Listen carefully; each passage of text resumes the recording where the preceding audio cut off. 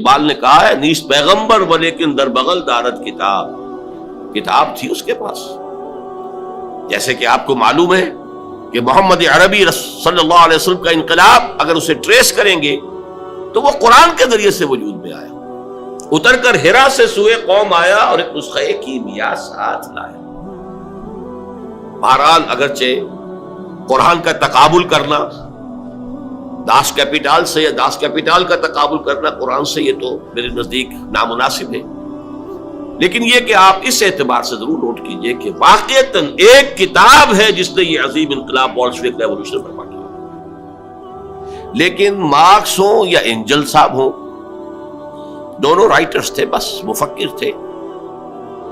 انہوں نے اپنی کتاب لکھی جرمنی اور لندن میں بیٹھ کر، اور جرمنی اور لندن میں اس انقلاب کا کہیں وجود ہی نہیں واقع ہوا۔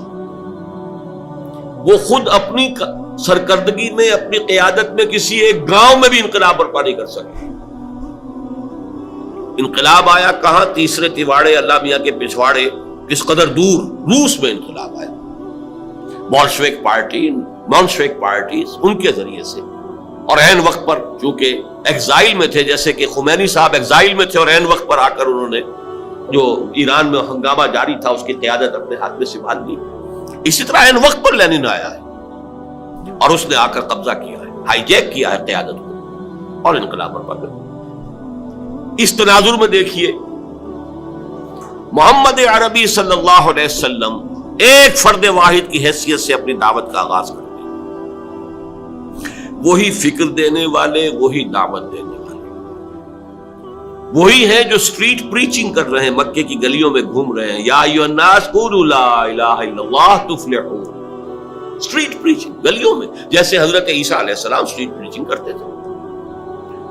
وہی ہیں جو کبھی اپنے رشتہ داروں کو جمع کر رہے ہیں اور ان کے سامنے دعوت پیش کر رہے ہیں کھانا کھلا کر، کبھی کوہ صفا پر کھڑے ہو گئے ہیں، بلند آواز سے آپ نے کہا وا صباحا اور لوگوں کو جمع کیا اور اپنی دعوت پیش کی۔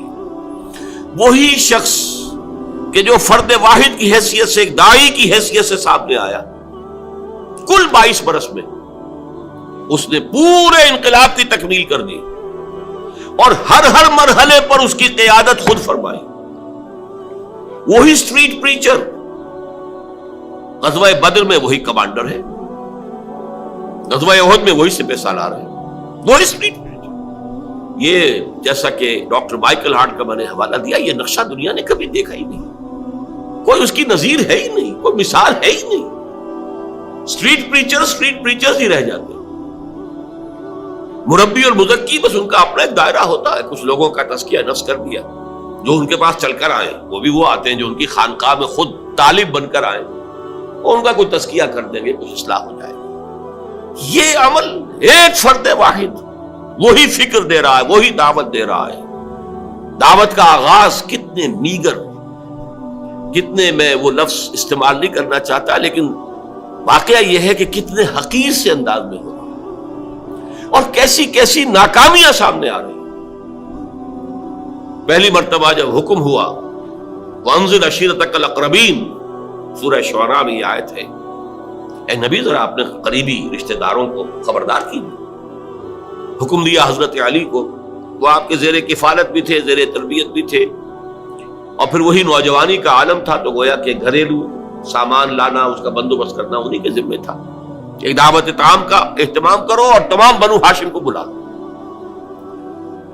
اہتمام ہوا، تمام بنی ہاشم جمع ہو گئے، کھانا لوگوں نے کھا لیا۔ اب حضور کھڑے ہوئے اپنی بات کہنے کے لیے، تو کچھ لوگوں نے ہوٹنگ کی، کچھ نے فکرے چست کیے، کچھ نے شور مچایا، اور مجمع جو ہے وہ چلا گیا اور حضور اپنی بات کہہ بھی نہیں سکے۔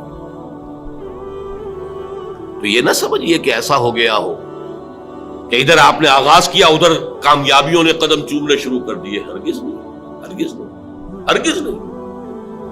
اہم ترین نقطہ جو ہے آپ کی انقلابی جد و جہد کا، اس کو نوٹ کر لیجئے، یہ خالص انسانی جد و جہد کی سطح پر ہوئی ہے۔ اس میں وہ سارے مراحل آئے ہیں جو کسی بھی انسانی جد و جہد میں آتے ہیں، ابتدائی ناکامیاں، ابتدائی مایوسیاں، محنت اور مشقت بے پناہ، اور نتیجہ کچھ بھی نہیں، کم سے کم ویزیبل نتیجہ، نظر آنے والا مرئی نتیجہ زیرو۔ لیکن حضور نے چند دن کا وقفہ دے کر پھر حضرت علی سے کہا اب دوبارہ پھر بلاؤ، پھر کھانے کا اہتمام کرو۔ اب میں یہ کہا کرتا ہوں کہ شاید لوگوں کو شرم آ گئی کہ 2 مرتبہ کھانا کھا لیا ہے، آخر اتنی شرافت تو لوگوں کے اندر بھی تھی۔ اب بہرحال ان کا حق بن گیا ہے کہ ان کی کچھ بات ہم سن لیں۔ حضور نے اپنی دعوت پیش کی، بڑا عظیم خطبہ ہے جو آپ نے، نہایت جامع، نہایت مختصر، نہایت مؤثر، لیکن اس وقت میں اس کی تفصیل میں نہیں جا سکتا۔ بہرحال اب یہ کہ لوگوں نے سن لیا، لیکن پورے مجمع کو سانپ سونگھ گیا، کوئی بول ہی نہیں رہا، چپ۔ حضرت علی کھڑے ہوتے ہیں اور وہ پہلے سے اپنے تھے،